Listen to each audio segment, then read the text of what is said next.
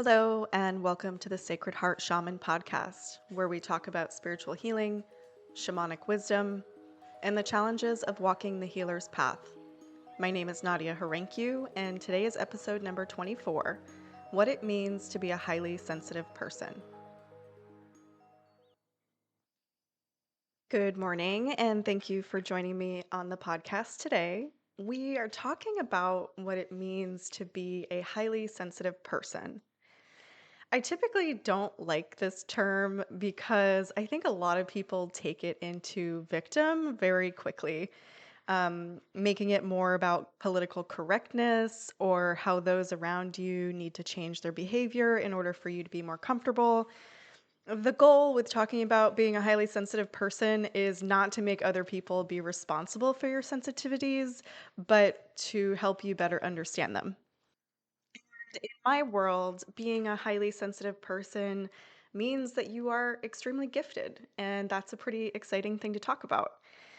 So, being highly sensitive has a slew of pros and cons, many of which I will go over today, and many more that I'm still learning for myself.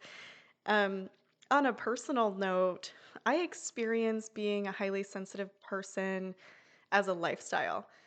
It impacts literally everything in my life, and I am constantly learning how to navigate it and to keep things in balance so that I can function as an individual. I'm sure that many people who listen to this podcast can relate to a lot of the things that I have to say here.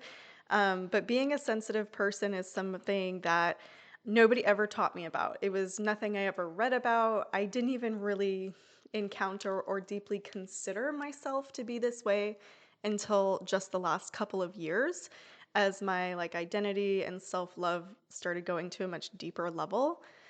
And so, when nobody teaches you about this or the extent of what it means to be highly sensitive, we often go through life in a space of just straight up struggle or confusion or some other kind of turmoil or pain. And many people that I work with are in this space as well. So, of course, getting to help others with being a highly sensitive person it's awesome. It's so much fun. It's also cool because I think a lot of people don't even understand that they are highly sensitive or they've never had it validated or reflected back to them. And having someone do that for the first time is really like a magical, life changing experience to have someone reflect that back to you. And I love being that person for so many. I do also work with a lot of people who don't know that they're highly sensitive. Um, they don't even have awareness of the fact that they're sensitive beings. And those are actually extra interesting because they build a lot of walls and structures around them to keep the sensitivity at bay, not even being aware that they are very sensitive. And this is actually super common with men. Um, they will build fortresses or they will keep themselves so busy or so engrossed in 3D things that they have no inclination that they are sensitive beings. And that's unfortunate for all of us. So this topic is a really important one because there are actually many kids being born highly sensitive individuals, and we have to learn how to help them. There's also a lot of people on the planet right now who are very magically inclined or very evolved spiritually who are highly sensitive, way more than there was, just a couple decades ago. Because if they were not highly sensitive and then went through life that way, they were activated on their spiritual path and became highly sensitive. So the most gifted healers are highly sensitive people. Um, the most gifted healers in the intuitive psychic realm are highly sensitive. Most shamans are as well. And the healing journey, like the personal healing journey, will look different for a highly sensitive person. I'll talk a little bit about that today. And us putting these things that I'm discussing in place in our lives is probably the single most important thing that we can do to be effective healers. As healers, if we don't take care of ourselves in the way that a highly sensitive person needs to be taken care of, we do things like spiritual bypassing and spiritual escapism. And what that looks like is like the really high vibe, new age woo woo, like everything is love and light. There's no like deeper shadow work happening. There's no deeper childhood processing. There's no deep somatic. There's not a lot of ugly. It's all pretty. And that is spiritual escapism. Drugs are a big one, other forms of numbing out. So, all of these things tend to take place if we don't deal with our sensitivity in a way that's supportive and sustainable. So, if we embrace and work with our gifts, we can change the world in a big way. So, as you can imagine, understanding and working with the highly sensitive piece is really important to the spiritual journey. So, as I'm sure you've gathered from my podcast until this point, I'm not super big on clinical research or clinical topics of conversation around spirituality and psychedelics. But I will say that there is like a body of research on highly sensitive people by Dr. Elaine Aron, and they identify a highly sensitive person as someone who has a sensitive nervous system and is more aware of subtleties to their surroundings. Um, and I have to ask the question, like, is this the chicken or the egg? With highly sensitive people, are we born gifted and then we're traumatized? Are we traumatized and then we become gifted through working with our trauma? Like, which one comes first? Because trauma, of course, has a lot to do with the nervous system. And I think it's possible that all of those things are true. um, the nervous system is a really interesting thing from a spiritual perspective. Coming from a background in craniosacral therapy and massage therapy, I talk to the nervous system a lot when I lay my hands on a person's body, and the nervous system will often tell me what state it's in, if it's like in a open free flowing state, if it's frozen, if it's shut down. Sometimes the nervous system has totally checked out. And I think the nervous system is more of like a barometer, like it's the a thermostat for the condition. It's not the cause of the condition. I think that's one of the things that clinical research often gets wrong is it's kind of backwards. Like a sensitive nervous system isn't the cause of the thing. The thing is the cause of the sensitive nervous system. That's just my opinion. So, according to Dr. Aaron's research, the traits of a highly sensitive person is that they have deep processing of emotions and experiences. They have a heightened sensitivity to external stimuli like sounds, lights, and environments, a strong empathy and emotional intuition, and they need a lot of downtime and solitude. Now, again, if we look at a spiritually gifted person, we have all of those things, um, sometimes to the extremes and sometimes to not. And we also always have a lot of trauma or a lot of us have a fair amount of trauma in our childhood. Um, and trauma, oh God, trauma is a totally different conversation. But I'm I'm also so curious about this. Like, as highly sensitive people, we experience trauma so differently. So even the smallest things can be horribly traumatic for us. And then they can cause the same amount of like cascading issues with our nervous system as someone who is traumatized in a totally different way. Super fascinating to talk about. But as a highly sensitive person, this is very much like parallel to a spiritually gifted person. So, having a deep process of working with emotions and experiences, when you are psychically gifted, when you're very open, you do have deep wells of emotion, like for yourself, for your family line, for the collective. Your experiences can be very psychedelic in nature, they can be very multidimensional. And that has nothing to do with the nervous system. It has to do with how open you are, like in your body and in your energy and your soul. Super fascinating. In terms of the heightened sensitivity to external stimuli, I mean, think about when you work with a plant medicine and how heightened things are, or when you're in a deep meditative state, when you're in trance state or altered state of consciousness, whether personally induced or externally induced, you become super, super sensitive to everything. It requires very little sound or very little light change to impact you greatly. And again, is that having a sensitive nervous system or is that the ability to be more open? We're not as kind of tamped down as a lot of people are, or closed off. Having strong empathy and emotional intuition is also like really a big part of the spiritual gifts. And also interesting, like for many people, this is not something that we are like inherently, we're all born with these things, but it's not like we carry them through our whole life. But when we start going down the spiritual awakening path, we certainly circle back to all these sensitivities. Does that mean that our nervous system has changed? According to this doctor's definition of a highly sensitive person, is it possible to get more sensitive over time? Like, I just have so many questions. And then the need for downtime and solitude. Like, of course, our world is completely overstimulating and there's so much going on all the time. Um, and it becomes harder and harder the deeper you go down the spiritual path to participate in the same way, to be at social gatherings in the same way. I don't believe in the whole introvert extrovert thing. I think that is a much more complicated topic. But the need for downtime and space certainly grows as you go further down the spiritual path. So, I want to talk a little bit about the pros and cons of being a highly sensitive person. So, first, we're going to talk about the gifts. Being highly sensitive means we have deep intuition, we can perceive subtle energies, so shifts in the room, shifts in the planet, shifts within ourselves. We have a deep sense of like what's coming next, what to do, information about people that we're working with, like really, really cool psychic level stuff.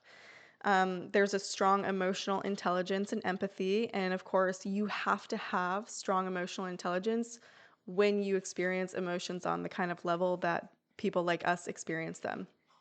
Like my emotional intelligence, as the years go on, I feel like it gets so intense to a point that it's scary, where it's like, oh, am I actually even processing of feeling emotions? And they're like, yeah, you're just doing it on like level 50 instead of level 10. Whereas people who are not highly sensitive, they tend to move very slowly through the emotional process, have a hard time identifying their emotions, have a hard time empathizing with other people because they're so tied up in like survival mode. Um, yeah. So another gift is creativity and a very rich inner life. Highly sensitive people are creative because they can pull from all the places, because they're moving such large quantities of energy, feeling such large quantities of energy. You have to operate at a higher caliber in order to walk through life with this level of sensitivity. Like, it's just a requirement.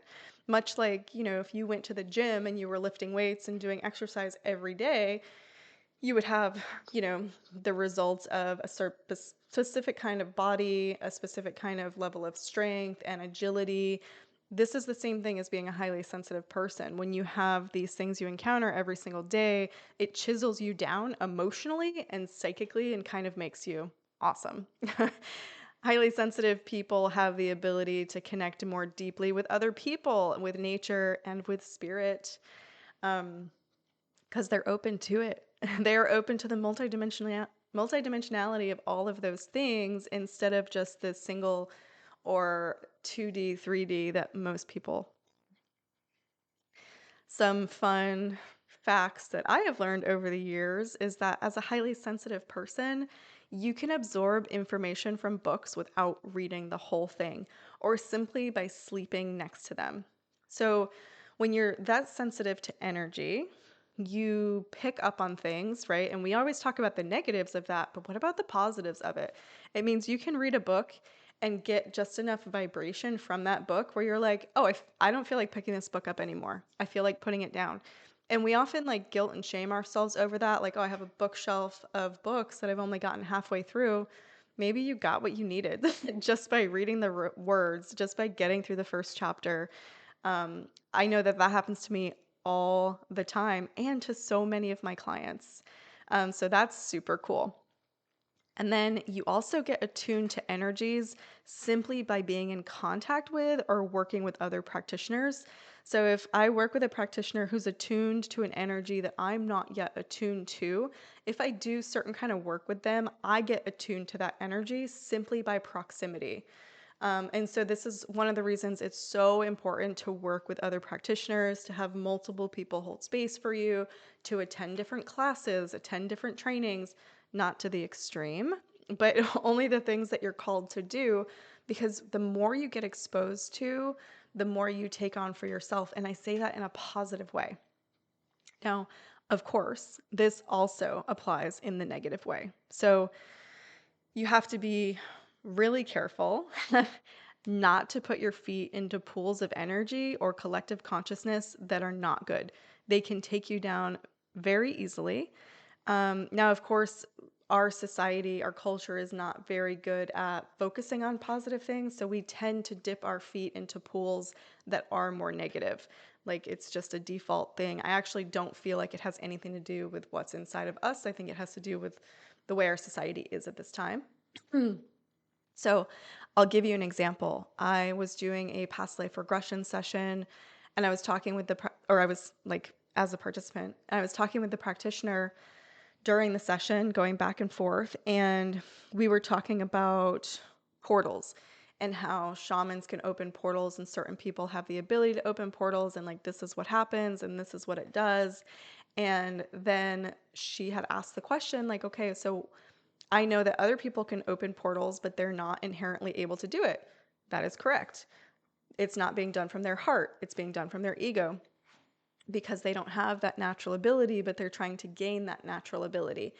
And she asked, well, what happens when those people open portals? And my higher self was like, we're not going to talk about that. We don't need to know, we don't need to dive into what happens when we talk about black magic because we will put our feet in that pool and it does nobody any good. So if I wanted to go deep diving on black magic versus white magic and working from the ego versus working from the heart, I could, but it would be simply to satisfy my curiosity in my mind. And then it would end up getting me in trouble because my feet are not supposed to be in that pool and I'll have a hard time unseeing the things that I've seen, which makes it more dangerous. Um, so there's that. We also get really overwhelmed by overstimulation in like every sense of the word.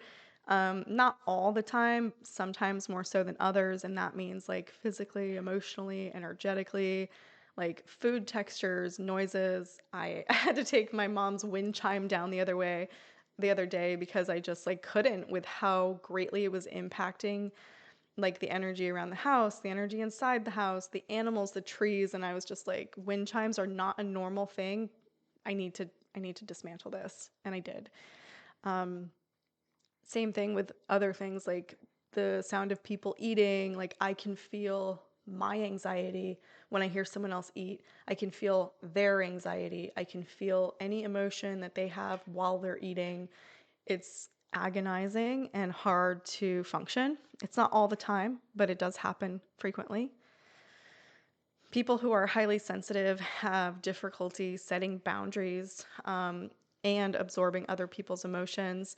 And I don't think this is like an intentional, like I'm just crappy at boundaries. I think a lot of it is a lack of awareness of how much you're being impacted by the people around you. Like I don't even think to set a boundary in certain circumstances, and then I leave the circumstance and I feel super exhausted, super down. I'm like, okay, there's something I need to look at in that dynamic that's not serving me. Um, these people are highly sensitive to criticism and negativity. And we're going to talk about collective energy again. So if you and I are sitting down and having a conversation and you're being critical of my appearance, I don't just feel it like, ooh, that stung a little bit. Sometimes I feel it super, super deeply. Sometimes I feel it that way because I'm feeling your childhood trauma around being criticized. Sometimes it's mine. Sometimes I feel it from my mom and my grandmother at the same time that it's moving through my body.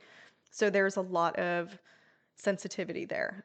Same thing with negative things. Like I can tell you news stories that I heard 6, 7, 8 years ago that still haunt me. I have a very strict rule in my life about not having news around me in any way, shape, or form because it does impact me so deeply. And then in general, we struggle with living in a world that often values toughness over sensitivity. Being this sensitive is not thought of as being desirable. It's not recognized as a gift. It's often like, something to be changed or shamed, and that sucks. And as a child who's highly sensitive, which is, to be honest, most children, you will experience the entire world as if it's happening to you. And most of this will not be positive, depending on your childhood, because most gifted people don't grow up in happy environments. It's a fact. Um, and so, what does this look like? It looks like, ugh, let's say your mother has negative self talk. Children will absorb this, right? That we say children are sponges. Children will absorb this, but a highly sensitive child will absorb it times 100. Like, will take it on as their own, will build entire constructs around it, and will do so very easily and very quickly, because that's what happens when you're gifted. Also, like if someone else in the household is being abused, if someone has been molested, and the child is simply exposed to the energy of that act, they will often take it on as if it was their own. So, like, if you had a sister and she was molested repeatedly, you will likely have memories and experiences as if it was you. And you know what? Sometimes it is, and sometimes there's that whole like nobody in your family has validated you, and that actually happened. Yeah, I'm not denying that that happens all the time, but sometimes we have memories that don't really feel like memories, and they feel like slippery, or they feel abstract, or they feel very psychedelic or spiritual. That will often mean that you experienced it in spirit. And the way that you heal that is actually the same way that you heal it as if you experienced it in physical real time. So that's a pretty complicated thing to talk about. When I work with people who have the experience of being violated or molested and it didn't happen physically, we still have to deal with it as if it did. And I don't think a lot of therapists or coaches do that. Instead, they try to convince people like it's not real, we need to let it go. Um, so yeah, that's super interesting. Now, how do we thrive as a highly sensitive person? I will let you know when I figure it out. Just kidding. There's many things that we can do, but it is an evolving, ever-changing learning process. So obviously grounding is really great, and we ground through doing somatic practices, through being in our body, through being in nature. Breath work is helpful, meditation, but oftentimes that actually pulls people out of their body. A lot of bypassing takes place in meditation and breathwork circles. Being in nature is actually a great thing, though. Shielding, I have a lot of mixed feelings about. A lot of people do shielding techniques, and I think that the belief is key here. So if you think you need to shield yourself, I think a lot of times you will create more things you need to shield yourself from. Whereas I walk through life, I try to practice that nothing sticks to me. That if my heart is open and radiating, nothing can stick to me unless it's here to send me a lesson or to teach me something. And so I don't have a lot of issues with things sticking to me. Um, but if shielding is something you're feeling called to, and it certainly has been for me in the past, then you should absolutely do it and don't listen to what I say. Cord cutting and releasing absorbed energy is also a great practice, and having a solid routine around cleansing and resetting, mostly for your benefit and your peace of mind. Like every week, I take a salt bath, and it looks like a specific ritual. And in my mind, I believe that I'm cleansing my body, I'm cleansing my energy, and therefore it cleanses my body and my energy. Because above all else, your belief is the only thing that anchors these practices. That's why rituals work so well. There's many steps and many energies and beliefs that go into the ritual practice. There's also an insane amount of lifestyle and self-care routines for highly sensitive people. So we need a lot of rest, a lot of solitude, a lot of space, a lot of removing ourselves from everyday situations or work situations, like all the time. I have yet to find this winding down for me. You have to create a more friendly environment. So, like I said, not having the news on in the morning is a big one for me, or playing anywhere near me. If I go out and there's a news station playing, like I'll either leave or I'll sit somewhere where I can't see it. So, I have to be aware of my environment all the time. Mhm. There's a lot of nourishing that needs to take place in the nervous system support arena, like eating certain foods, doing movement practices, having a mindfulness routine, that sort of thing. You also have to be really careful about who you let into your life and who you keep into your life, kind of keeping tabs on how you feel before, after, and around people, and processing that information with somebody else. Because we often can't see the people we need to cut out of our lives, but the people around us can. And the other piece to thriving as a highly sensitive person is to embrace the spiritual aspect of all of this. There's a huge component to being highly sensitive involving our spiritual connection and our purpose as beings here on earth. So, highly sensitive people are drawn to the healing work, the shamanic work, because they see and feel what's real. They see past the bullshit. Sometimes they feel the bullshit on hyperdrive, and that's a whole different conversation. But that's why they're drawn to the healing work, is because they are healers. And you have to embrace this sensitivity as a superpower, because that's totally what it is. And every superpower has a light side and a shadow side. And finding balance between being open and protecting your energy is going to be an ongoing process, and you have to make peace with it. So, being a highly sensitive person, so many pros and cons. It's tied to trauma, but it's also tied to insane levels of giftedness. Generally, very gifted people are very sensitive people, and it's nothing to be ashamed of. It's nothing to hide, and your life is actually so much better when you support this part of yourself. So I encourage sensitive people to embrace their unique gifts, and I would invite you to reflect in the way of journal exercises. How has your sensitivity been a gift in your life? Can you write down the silver lining of all of the ways in which it's impacted you that you consider to be negative, or memories that you consider to be negative, or even daily routines or practices that you've had to incorporate in? Can you find all of the places where being a highly sensitive person has been such a gift? It will likely change a lot of things for you if you can. So thank you for joining me today. I am happy that you're here. I'm happy to see my audience growing.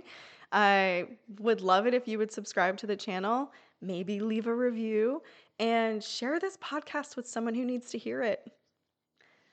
Thank you again, and I hope you have a wonderful rest of your day. If you enjoyed this podcast and want to know more about me and my work, you can find me at www.sacredheartshaman.com.